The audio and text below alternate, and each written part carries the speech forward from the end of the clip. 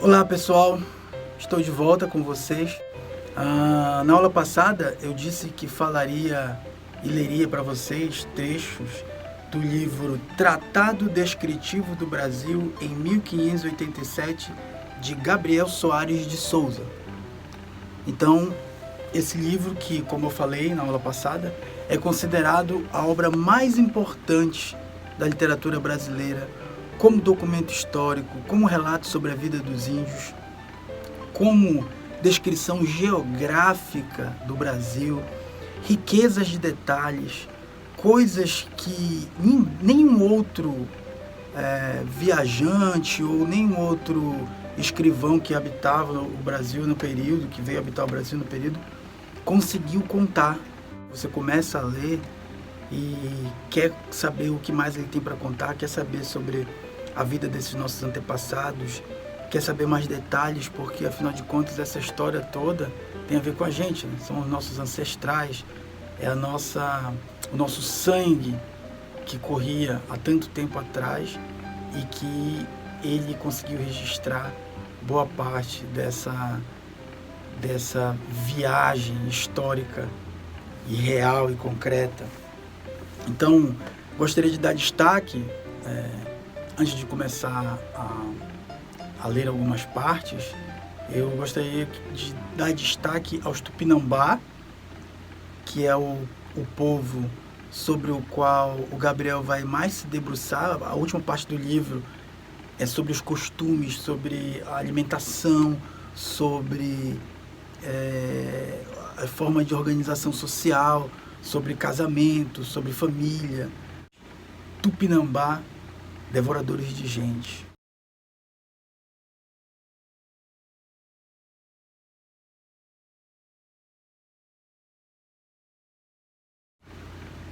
Eu, Hans Staden, embarquei com uma frota em 1547.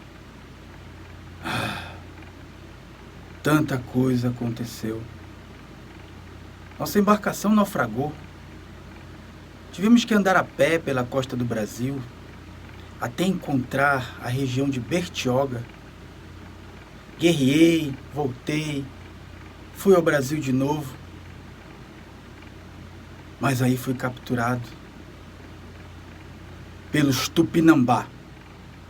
Tupinambá! Eles me prenderam e eu acreditava que iam me devorar. Quando capturavam, iam logo destroçando, tirando os braços, as pernas, a cabeça, levavam para a aldeia e comiam. Ficavam mais fortes, os olhos brilhavam cada vez que comiam cru. E eu era um troféu de guerra. O tempo passava e eles não me devoravam. Mas eu sabia que a minha hora estava por chegar. Certa vez, vi uma embarcação.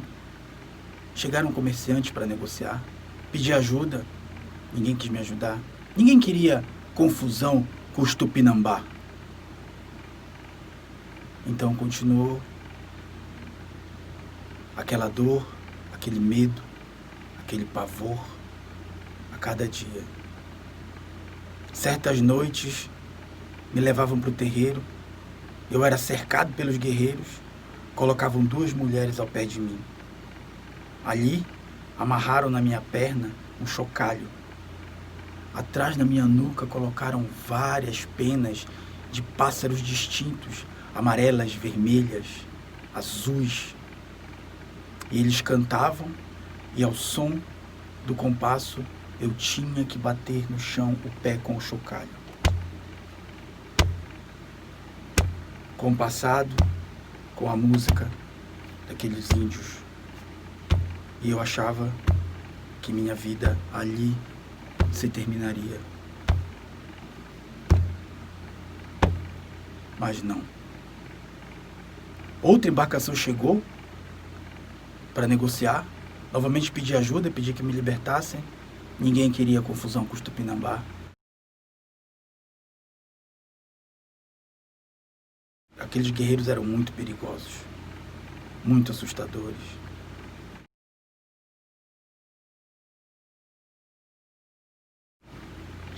Foram eles que destronaram os Tapuia, os Tupinaê. Eles apertaram os Aimoré, os grandes Aimoré. Tupinambá, povo forte, assustador. E continuava, e novamente a roda. Eles cantavam e eu morria um pouco por dentro. Morria de medo, de pavor, assustado, assombrado. Tupinambá. Certa vez, um terceiro barco chegou, negociantes se compadeceram de mim. Contei a situação e ficaram muito compadecidos. Ali começou uma confusão e consegui escapar. Voltei para minha Alemanha.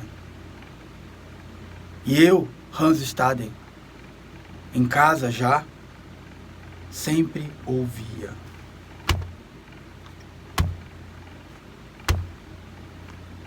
Como se minha morte estivesse a caminho. Certa vez, eu os ouvi falando. Eles acreditavam que a alma é imortal. Tupinambá.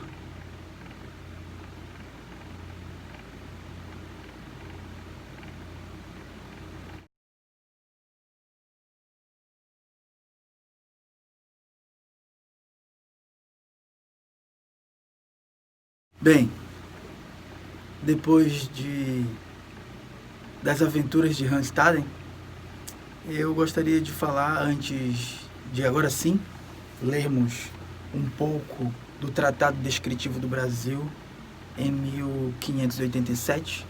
Eu queria falar, mas a literatura, onde que a literatura, afinal de contas, essa é a disciplina Formação da Literatura Brasileira. Esse livro é um livro que descreve, que conta, que relata bastante, que conta aventuras, que fala sobre geografia, sobre relevos, sobre alimentação, até sobre insetos, até sobre animais da floresta, até sobre peixe. Isso é literatura? Bom, lembrando que a nossa literatura não existia, né? É o Marco Zero, 1500, e os documentos produzidos que contam sobre a nossa vida, que contam sobre a nossa história, muitas vezes com uma pitada de humor, muitas vezes procurando fazer a gente rir um pouco, outras vezes de tão assustador e tão forte, pode nos assombrar. Quer dizer, de certa forma, esses relatos são a literatura, é a literatura. Essa que a gente lê e que preenche a gente de verdades. Então, embora fosse baseado completamente na realidade do que é visto em volta, estava assim impregnado de um caráter literário, de uma vontade de exprimir por meio de palavras o que se vê da maneira mais bonita possível e mais impressionante possível.